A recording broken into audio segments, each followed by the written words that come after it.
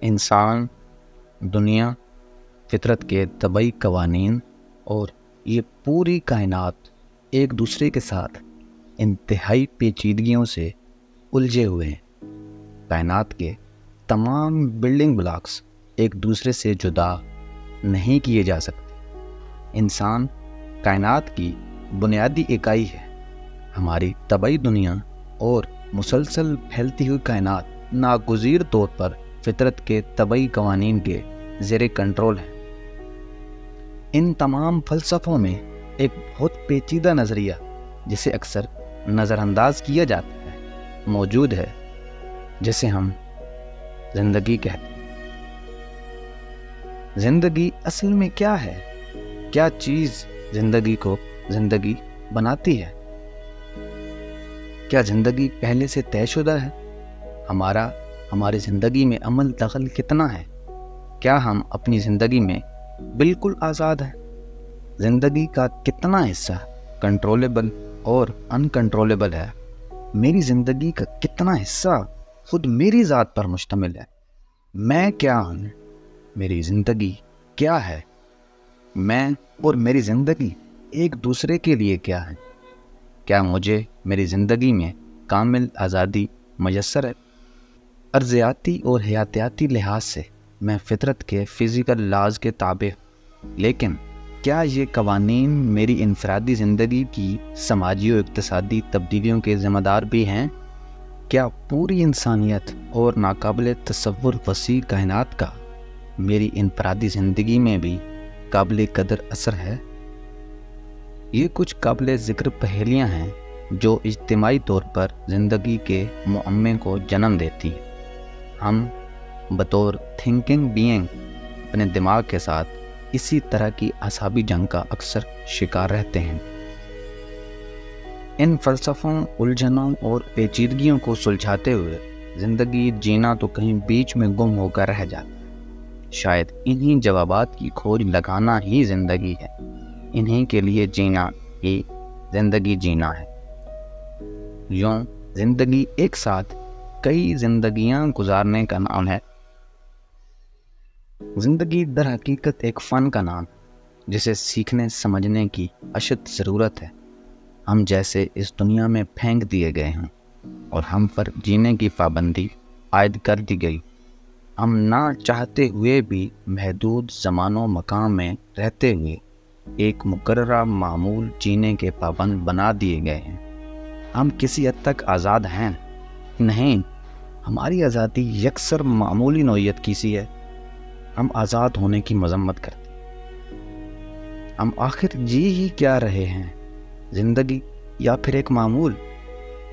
زندگی تو آزادی سے جینے، آزادانہ سوچنے کے لیے ہے۔ اب یہ جینا کیا ہے؟ زندگی جینے کے معنی کیا ہیں؟ زندگی تو گزر رہی ہے، پنپ رہی ہے۔ سوال یہ ہے کہ ہم کہاں جی رہے ہیں؟ کیا ہم اور ہماری زندگیاں الگ ہیں؟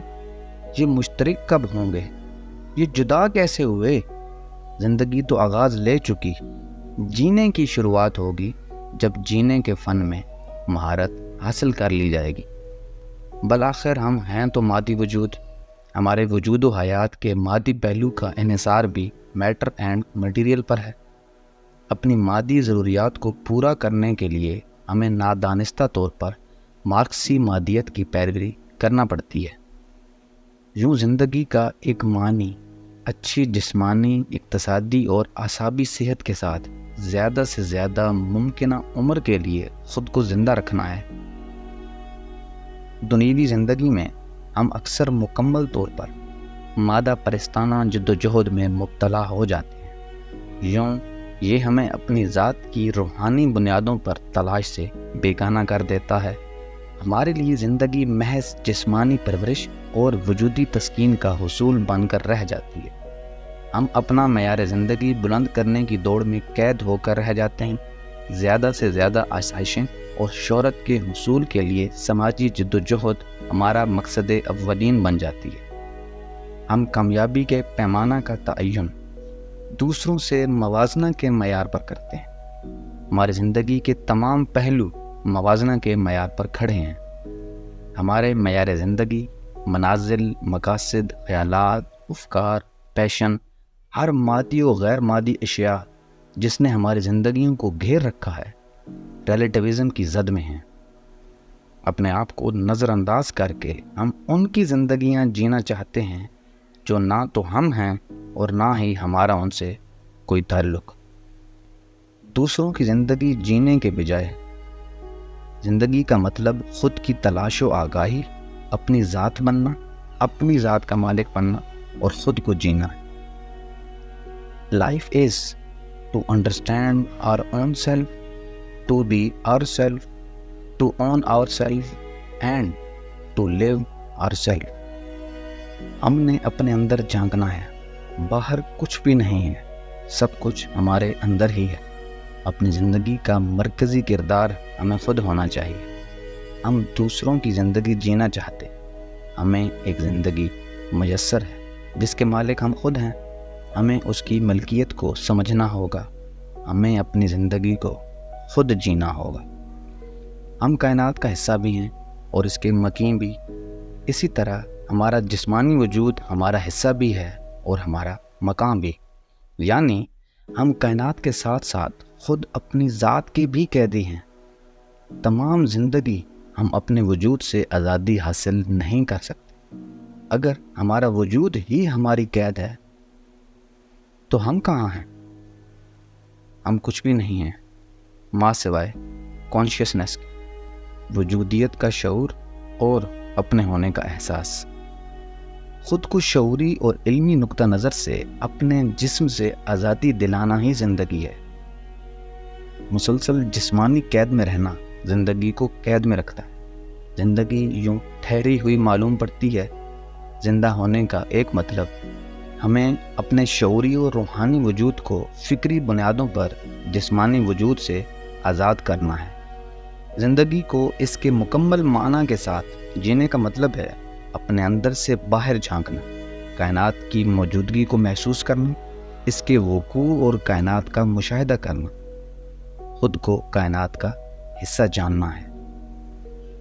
دوسروں کی زندگی کی پرواہ کرنا بھی زندگی ہے۔ دوسروں کے درد کو محسوس کرنا اور اچھے اخلاق اپنانا، دوسروں کے پیٹ کی بھوک کو محسوس کر اپنے جسم سے باہر دلوں کے درد، خیالات اور جذبات کی قدر کرنا، اپنے گرد و نواح میں موجود قلوب و اذہان کے متضاد خیالات کا احترام کرنا، زندگی سے وابستہ معنی کی ایک اور طے ہے۔ زندگی اس سے کہیں زیادہ پیچیدہ ہے جتنا ہم اسے سمجھتے ہیں، اور یہ اتنی سادہ ہے کہ ہم نے اس کا تصور بھی نہیں کیا ہوتا۔ ہم زیادہ تر وقت نہ چاہتے ہوئے اور نہ سمجھی سے اس معمے میں پھنس جاتے ہیں۔ لہٰذا ہمیں اپنے تجربہ کار ذہن کی رہنمائی میں افلاطونی طور پر عقل مند اور دانشور ہونے کے ناطے اس صورتحال پر عبور حاصل کرنا ہوگا۔ جب ہم زندگی کو آسان محسوس کرتے ہیں، دراصل یہ بہت پیچیدہ انداز میں اثر انداز ہو رہی ہوتی ہے، اور جب ہم اسے مشکل سمجھ رہے ہوتے ہیں تو اس کے علت و معلول نسبتاً قابل فہم عمل پذیر ہو رہے ہوتے ہیں۔ اس اصول کا تعلق سقراط کے زمانہ سے پہلے کے عظیم چینی جنرل سان تزو کی ایک کتاب آرٹ آف وار سے ہو سکتا ہے۔ وہ لکھتا ہے، جب آپ کمزور ہوں تو مضبوط نظر آئیں، اور جب آپ مضبوط ہوں تو کمزور دکھائی دیں۔ ایک گمنام مفکر کہتا ہے، ہماری دو زندگیاں ہیں، دوسری تب شروع ہوتی ہے جب ہمیں یہ احساس ہوتا ہے کہ ہمارے پاس صرف ایک ہے۔